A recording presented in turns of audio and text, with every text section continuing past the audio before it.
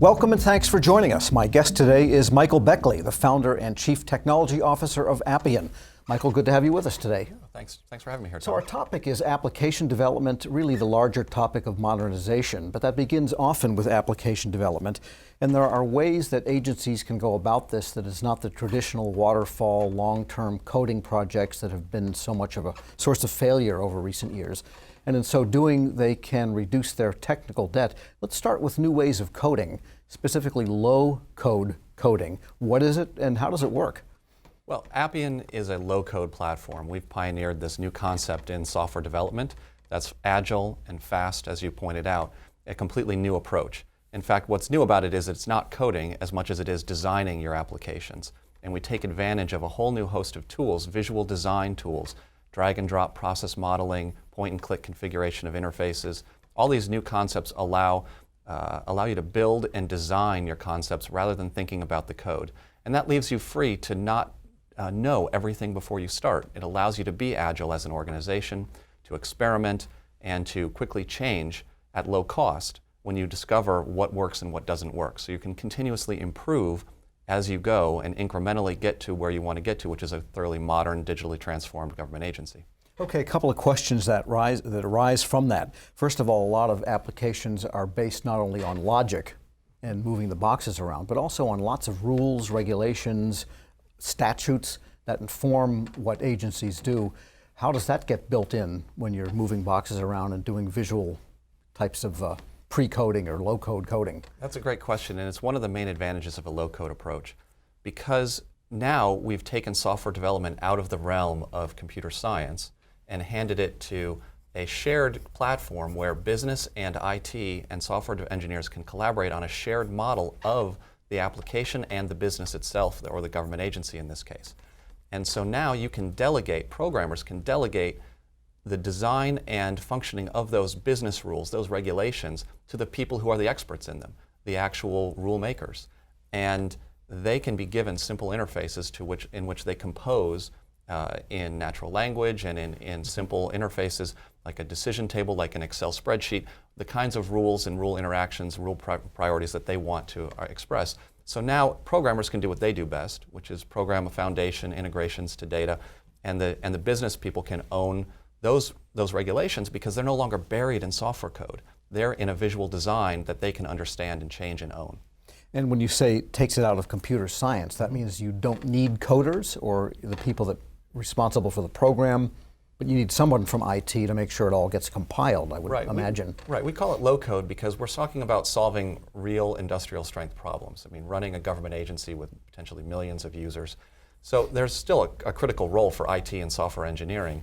It's just a much smaller role than before because they don't have to code everything. And now you can have a visual design that a broader audience can be a part of and they can collaborate on, and they can also just move much faster.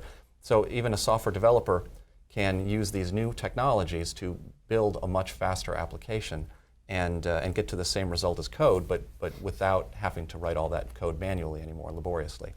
Another point I wanted to make is PAean actually has solutions that incorporate many of these government business rules. So for example, in acquisition management, the Federal Acquisition Regulation runs over 1,942 pages at last count, and much of that logic has already been encoded into modules that we provide out of the box as solutions for end-to-end acquisition in the federal government. So in other words, you have domain-specific pre-done modules that can move into this whole environment and work that way. That's right, as well as our systems integrator partners who are very experienced in working with their government agency partners, have built their own framework solutions and accelerators to provide that complete package. It's not just about a better way to create software, it's a better business solution out of the box. Now, a big question a lot of agencies face is their legacy applications, which could be anything from 5 years old to many, many years old, decades old.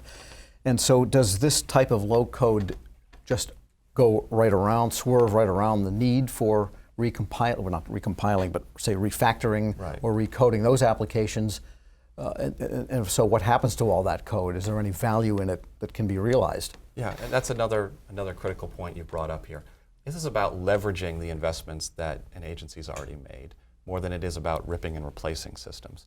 So with a low-code platform, we can come in, typically we connect to the existing data, existing systems, and provide a new modern overlay that's tailored to the new challenges, new regulations, and new designs and new ideas that the agency wants to bring to bear in the new application. And the primary advantage of low code is at the right time, you can consolidate and replace systems, modernize and retire, but on your schedule, on a business schedule, and to a point where the business doesn't even, the analysts, the users, they don't even necessarily know that the data is now coming from the new systems as opposed to the old, because they're already working with a new modern interface. So you can preserve the data that might be in those old systems, but eventually you do replace the code. Well, that's up to you to decide. Some of these systems will not be replaced in the end. I mean, we're not going to replace a general ledger and ERP system that's already standardized the financial reporting.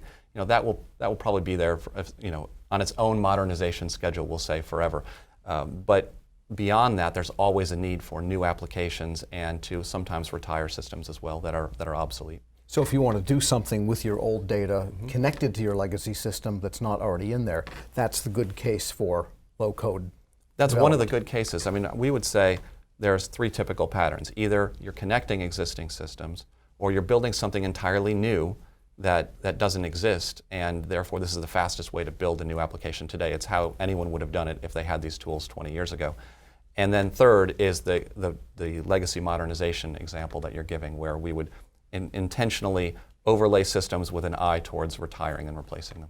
But in all cases, though, the implication is that that data is the real value, not so much the old code, and that with these low coding techniques to develop new systems or modernize systems, you don't lose all your data. That's right. That's a critical point, is that CIOs can keep their data. PAean isn't asking government agencies to turn over their data to us. And yet we are providing the value of simplifying that access to their own information. So instead of having to go 20 different places to get your data, new systems, cloud systems, legacy systems, PAean gives you one virtual view of all of your information. We call it records. And it's an organization, a library of your business topics.